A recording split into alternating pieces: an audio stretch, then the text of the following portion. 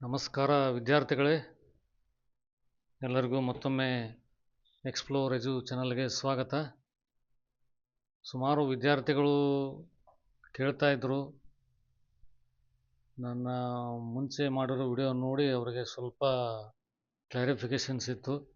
ಅವರು ಏನು ಕೇಳ್ತಾ ಇದ್ದಾರೆ ಅಂತಂದರೆ, ಬೋರ್ಡ್ ಪ್ರಿಪ್ರೇಷನ್ ಚೆನ್ನಾಗಿ ನಡೀತಾ ಇದೆ, ಬಟ್ KCET ಪೇಪರ್ನ ಸಾಲ್ವ್ ಮಾಡುವಾಗ ಅಷ್ಟೊಂದು ಸ್ಕೋರ್ ಆಗ್ತಾಯಿಲ್ಲ, ಟೈಮ್ ಮ್ಯಾನೇಜ್ ಮಾಡೋಕ್ಕಾಗ್ತಾಯಿಲ್ಲ, ಮತ್ತು ಕನ್ಸೆಪ್ಟು ಸ್ವಲ್ಪ ಕನ್ಫ್ಯೂಸ್ ಆಗ್ತಾ ಇದೆ. ಅದರ ಜೊತೆಗೆ ಕ್ವಶನ್ಸನ್ನು ಅಂಡರ್ಸ್ಟ್ಯಾಂಡ್ ಮಾಡ್ಕೊಳ್ಳೋ ಟೈಮಲ್ಲಿ ಸ್ವಲ್ಪ ಡಿಲೇ ಆಗ್ತಾ ಇದೆ. ಇದು ಒಂದು ಸುಮಾರು 3-4 ಕ್ವಶನ್ಸ್ಗಳು ಅಥವಾ ಡೌಟ್ಗಳು ಅವರ ಮನದಲ್ಲಿತ್ತು. ಹೀಗಾಗಿ ಅದನ್ನು ಯಾವ ಥರ ಇಂಪ್ರೂವೈಸ್ ಮಾಡ್ಕೋಬೇಕಂತ ನಾನು ಯೋಚನೆ ಮಾಡಿ ಇವತ್ತು ಆ ವಿಡಿಯೋ ಮಾಡ್ತಾಯಿದ್ದೀನಿ. ಈ ವಿಡಿಯೋನ ದಯವಿಟ್ಟು ಎಲ್ಲರೂ ಕೊನೆಯವರೆಗೂ ನೋಡಿ. ಮುಖ್ಯವಾಗಿ 12th ಬೋರ್ಡ್ ಎಕ್ಸಾಮ್ ಪ್ರಿಪ್ರೇಷನ್ ಮಾಡಿ ಎಕ್ಸಾಮ್ ಬರಿತಾ ಇರೋ ವಿದ್ಯಾರ್ಥಿಗಳಿಗೆ, ಅದರ ಜೊತೆಗೆ ಡ್ರಾಪ್ ಇಯರ್ ತೊಗೊಂಡ ವಿದ್ಯಾರ್ಥಿಗಳು, ಹೋದ ಸರ್ತಿ ಅವರು ಏನು ತಮ್ಮ ಪ್ರಿಪ್ರೇಷನ್ ಸ್ಟ್ರಾಟಜಿ ಫಾಲೋ ಮಾಡಿದ್ರು ಅದಕ್ಕಿಂತ ಭಿನ್ನವಾಗಿ ಯಾವ ಥರ ಮಾಡಬೇಕು ಅನ್ನೋದು ಈ ವಿಡಿಯೋದಲ್ಲಿ ನಿಮಗೆ ಸಿಗುತ್ತೆ. So that compare to your last year performance, this video will help you to improvise your score. ಇದನ್ನು ಕೊನೆವರೆಗೂ ನೋಡಿ. ಯಾರಿಗಾದರೂ ಅವಶ್ಯಕತೆ ಇದ್ದವರಿಗೆ ವಿಡಿಯೋನ ಶೇರ್ ಮಾಡಿ, ಅವರಿಗೂ ಕೂಡ ಈ ಇಂಪಾರ್ಟೆಂಟ್ ಪಾಯಿಂಟ್ಸ್ಗಳು ಫಾಲೋ ಮಾಡಿದರೆ ಡೆಫಿನೆಟಾಗಿ KCET ಎಕ್ಸಾಮಲ್ಲಿ ಒಳ್ಳೆಯ ಮಾರ್ಕ್ಸ್ ತೊಗೊಂಡು ಒಳ್ಳೆಯ ರ್ಯಾಂಕನ್ನು ಕೂಡ ಪಡೀಬೋದು. ಎಲ್ಲರೂ ಯಾರ್ಯಾರು ಫಸ್ಟ್ ಟೈಮ್ ವಿಸಿಟ್ ಮಾಡ್ತಾ ಇದ್ದೀರಿ, ಚಾನಲ್ಗೆ ಸಬ್ಸ್ಕ್ರೈಬ್ ಮಾಡಿ.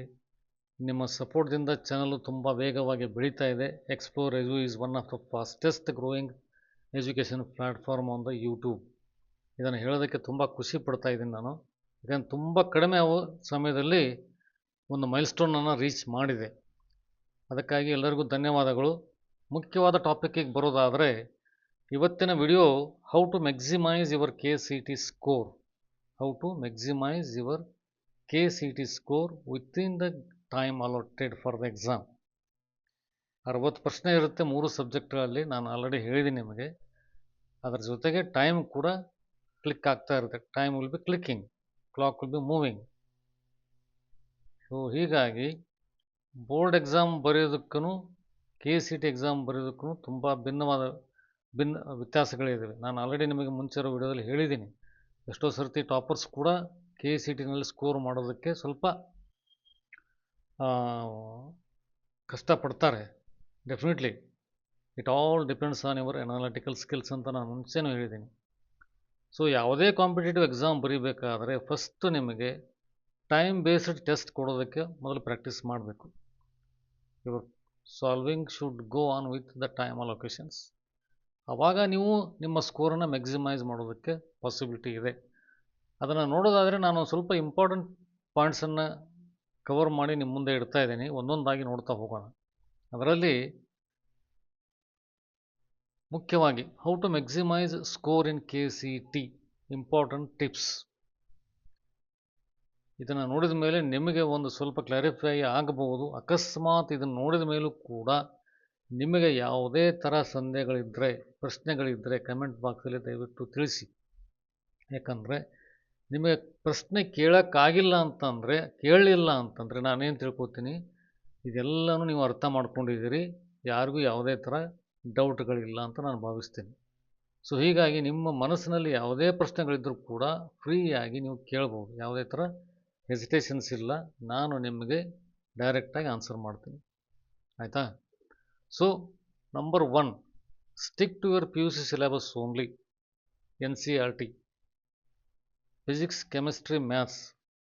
PUC ಮತ್ತು KCET is depends on your NCERT syllabus and your NCERT books only.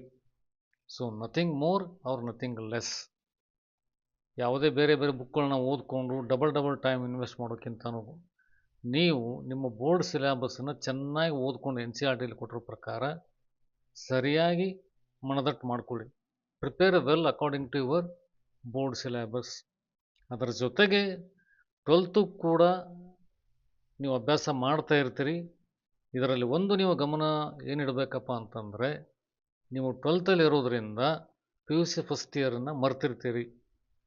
11th board syllabus ಅಥವಾ ಅಲ್ಲಿ ಏನು ಓದಿ ನೀವು ಸೆಕೆಂಡ್ ಇಯರ್ಗೆ ಬಂದಿರ್ತೀರೋ ಈ ಟೈಮಲ್ಲಿ ಅದನ್ನ ಜ್ಞಾಪಕ ಇಡೋದಕ್ಕೆ ಕಷ್ಟ. ಸೊ ಅದಕ್ಕೆ ನಾನೇನು ಸಜೆಸ್ಟ್ ಮಾಡ್ತೀನಿ ಅಂದರೆ, ನೀವು ಅದಕ್ಕೆ ಒಂದು ಸಪ್ರೇಟಾಗಿ 2 ಅವರ್ಸು ಯಾವುದಾದ್ರೂ ಟೈಮ್ ಸ್ಲಾಟಲ್ಲಿ ಅಲೋಕೇಟ್ ಮಾಡಬೇಕು. ಈಗಾಗಿಲ್ಲ ಅಂದರೂ ಕೂಡ ನಿಮ್ಮ ಬೋರ್ಡ್ ಎಕ್ಸಾಮ್ ಆದಮೇಲೆ 2 ಅವರು 3 ಅವರು ಅದಕ್ಕೆ ಮೀಸಲಾಗಿಡಬೇಕು. It should go on parallelly along with your 12th board preparation. So that will help you to combine your study along with 12th and score more in the KCT. ಯಾಕಂದರೆ almost 45% 11th ಇರುತ್ತೆ, 55% 12th ಇರುತ್ತೆ, ನಿಮ್ಗೆ ಗೊತ್ತಿರೋ ಹಾಗೆ syllabus KCTನಲ್ಲಿ. But ಬೋರ್ಡಲ್ಲಿ ನಿಮಗೆ 12th exam ಮಾತ್ರ ಬರಿತಾ ಇರ್ತೀರಿ, ಅದನ್ನು ಆಲ್ರೆಡಿ ಪ್ರಿಪೇರ್ ಆಗ್ತಾ ಇರ್ತೀರಿ, ಅದ್ರ ಬಗ್ಗೆ ಅಷ್ಟೊಂದು ಟೆನ್ಷನ್ ಇರೋದಿಲ್ಲ ನಿಮಗೆ.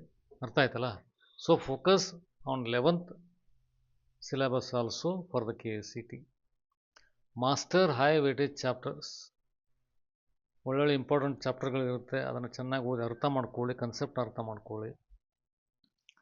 Build on concept understanding. ನಿಮಗೆ ಓದುವಾಗ ಕಂಪ್ಲೀಟ್ ವಾಯ್ ಅನ್ನೋ ಕ್ವಶನ್ಸ್ ಬರಬೇಕು. ವಾಯ್ ಮತ್ತು how, these 2 questions will make you understand the concept thoroughly. ನಾನು ಓದಿದೆ, ನನಗೆ ಅರ್ಥ ಆಯಿತು, ಅವ್ರು ಕೊಟ್ಟಿದ್ದಾರೆ, ಕರೆಕ್ಟಾಗಿದೆ ಅಂತ ನೀವು ಓದ್ತಾ ಇದ್ದರೆ it is just blind study. Blind study ಅಂದರೆ ಏನು ಗೊತ್ತಾಗುತ್ತಲ್ಲ ನಿಮಗೆ? ಏನಂತಂದರೆ ನೀವು ಓದ್ತಾ ಇರ್ತೀರಿ, ಅರ್ಥ ಆಗುತ್ತೆ, 1-2 ಕ್ವಶನ್ ಸಾಲ್ವ್ ಮಾಡ್ತೀರಿ, ಫಾರ್ಮುಲಾ ಯೂಸ್ ಮಾಡ್ಕೊತೀರಿ, ಫಾರ್ಮುಲಾ ನೆನಪಲ್ಲಿರುತ್ತೆ, ಬರೀತೀರಿ, ಡೈರೆಕ್ಟ್ ಕ್ವಶನ್ಸಿಗೆ ಡೈರೆಕ್ಟ್ ಆನ್ಸರ್ಸ್ ಇರುತ್ತೆ. That will help you only in board exam. ನಾನು ಮುಂಚೆನೇ ಹೇಳಿದ್ದೀನಿ ನಿಮಗೆ. ಅದನ್ನೇ ಸ್ವಲ್ಪ ಟ್ವಿಸ್ಟ್ ಮಾಡಿ ಬೇರೆ ಕನ್ಸೆಪ್ಟಲ್ಲಿ ಬೇರೆ ಥರ ಕ್ವಶನ್ಸ್ ಕೇಳಿದಾಗ ನಿಮಗೆ ಆನ್ಸರ್ ಬರೋದಿಲ್ಲ. ಆನ್ಸರ್ ಬಂದರೂ ಕೂಡ ಲೇಟಾಗಿ ಬರುತ್ತೆ, ಎಕ್ಸಾಮಲ್ಲಿ ಟೈಮ್ ಸಾಕಾಗಲ್ಲ. ಕನ್ಸೆಪ್ಟ್ ಅರ್ಥ ಮಾಡ್ಕೊಳ್ಳೋದೇನಂತಂದರೆ, once you go through the questions, you should make up a mind that this is a questions from this chapter and this concept and this is a formula to be applied to solve the questions. ಅದರಲ್ಲಿ build on concept understanding ಅಂದರೆ it will retain you in your mind for a longer period. ತುಂಬ ಸಮಯದವರೆಗೂ ನಿಮ್ಮ ಮನಸ್ಸಲ್ಲಿ ಆ concept ಅದು ಅದರದ knowledge ನಿಮ್ಮಲ್ಲಿ ಇರುತ್ತೆ. Work on PIQs. PIQ previous year questions ತುಂಬ ಇಂಪಾರ್ಟೆಂಟ್ ನಿಮಗೆ. ಅದನ್ನು ಸಾಲ್ವ್ ಮಾಡ್ತಾ ಇರೋದ್ರಿಂದ ನಿಮಗೆ ಟೈಮ್ ಮ್ಯಾನೇಜ್ ಆಗಲಿ ಅಥವಾ ಕನ್ಸೆಪ್ಟ್ ಅಂಡರ್ಸ್ಟ್ಯಾಂಡಿಂಗ್ ಆಗಲಿ, ಸ್ಪೀಡು ಮತ್ತು ಅಕ್ಯುರಸಿ ಕೂಡ ಬಿಲ್ಡ್ ಆಗುತ್ತೆ. Learn time management through solving PIQs. ನಾನು ಆಲ್ರೆಡಿ ಹೇಳಿದೆ ನಿಮಗೆ. Never spend more than 70 seconds on 1 question. ಯಾಕಂದರೆ ಎಕ್ಸಾಮಲ್ಲಿ ನಿಮಗೆ ಹೆಚ್ಚು ಕಡಿಮೆ 70 to 80 seconds ಪರ್ ಕ್ವಶನ್ಸ್ ಇರುತ್ತೆ ಅವನನ್ನು ಎವರೇಜ್ ತೊಗೊಂಡಾಗ. ಸೊ ನೀವು ಒಂದು ಕ್ವಶನನ್ನು 50 ಸೆಕೆಂಡ್ಸಲ್ಲಿ 40 ಸೆಕೆಂಡ್ಸಲ್ಲಿ ಸಾಲ್ವ್ ಮಾಡ್ಬೋದು. ಬಟ್ ಬೇರೆ ಸೆಕೆಂಡ್ ಕ್ವಶನ್ ಬಂದಾಗ if you spend 2 to 3 minutes on that particular question, that will lose your time. And also ಆ ಕ್ವಶನ್ಸಿಗೆ ನೀವು ಸ್ಟಿಕ್ ಆನ್ ಆದಾಗ ಟೈಮ್ ಸ್ಪೆಂಡ್ ಮಾಡೋದ್ರಿಂದ ಮುಂದೆ ಇರೋ ಈಸಿ ಕ್ವಶನ್ಸನ್ನ ಸಾಲ್ವ್ ಮಾಡೋದಕ್ಕೂ ಕೂಡ ಟೈಮ್ ಸಾಕಾಗಲ್ಲ. ಅದಕ್ಕೆ learn decoding question while reading itself. ನೀವು ಕ್ವಶನನ್ನು ಓದುವಾಗಲೇ ಅದನ್ನು ಅರ್ಥ ಮಾಡ್ಕೋಬೇಕು.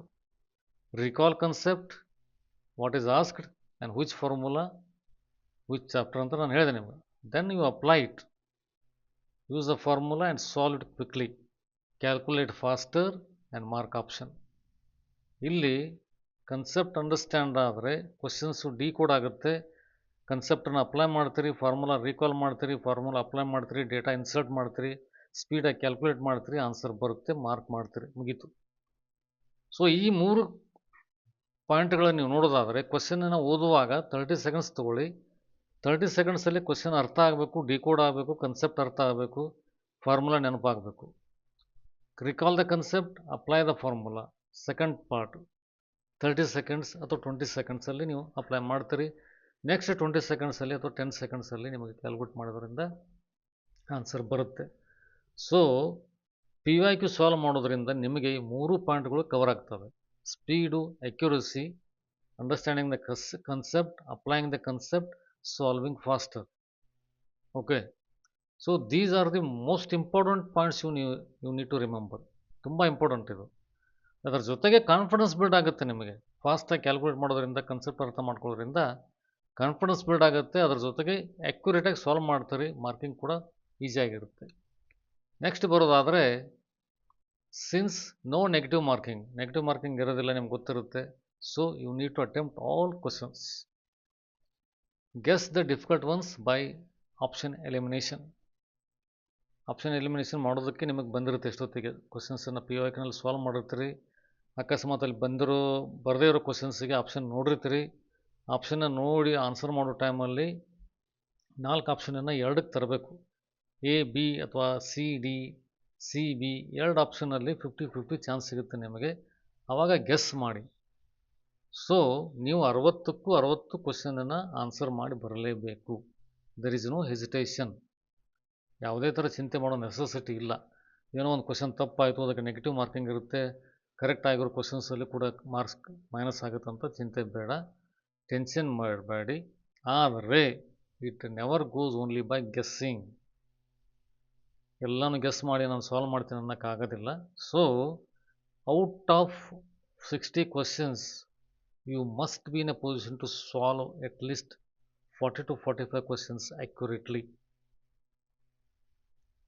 Within the given time. ಅಂದರೆ ನಾನು ಆಲ್ರೆಡಿ ನಿಮಗೆ ಹೇಳಿದ್ದೀನಿ ಸ್ಪೀಡು ಮತ್ತು ಅಕ್ಯುರಸಿ ಹೆಂಗೆ ವರ್ಕ್ ಆಗುತ್ತೆ, ಎಷ್ಟು ಸೆಕೆಂಡ್ಸನ್ನು ಹೆಂಗೆ ಕನ್ವರ್ಟ್ ಮಾಡಬೇಕು ಟೈಮನ್ನು ನಿಮಗೆ ಮುಂದೆ ಹೇಳ್ತೀನಿ ನಾನು. So follow attempting guidelines. ಕ್ವಶನ್ಸನ್ನ ಹೆಂಗೆ ಅಟೆಂಪ್ಟ್ ಮಾಡಿ ಸಾಲ್ವ್ ಮಾಡಬೇಕಂದ್ರೆ, ಈಸಿನ ಫಸ್ಟ್ ಅಟೆಂಪ್ಟ್ ಮಾಡಿ, ಮಾಡ್ರೇಟ್ ಆಗಿರೋದು ಆಮೇಲೆ, ಡಿಫಿಕಲ್ಟ್ ಆಗಿರೋ ಆದಮೇಲೆ. ಕ್ವಶನ್ಸ್ ಓದುವಾಗಲೇ ಗೊತ್ತಾಗುತ್ತೆ ನಿಮಗೆ. ಈಸಿ ಇದ್ದರೆ ಇಮಿಡಿಯೇಟ್ಲಿ ಬರುತ್ತೆ, ಇದು ಡೂಯೇಬಲ್ ಅಂತ ಅನಿಸುತ್ತೆ, ಸಾಲ್ವ್ ಮಾಡಿ ಮಾರ್ಕ್ ಮಾಡಿ.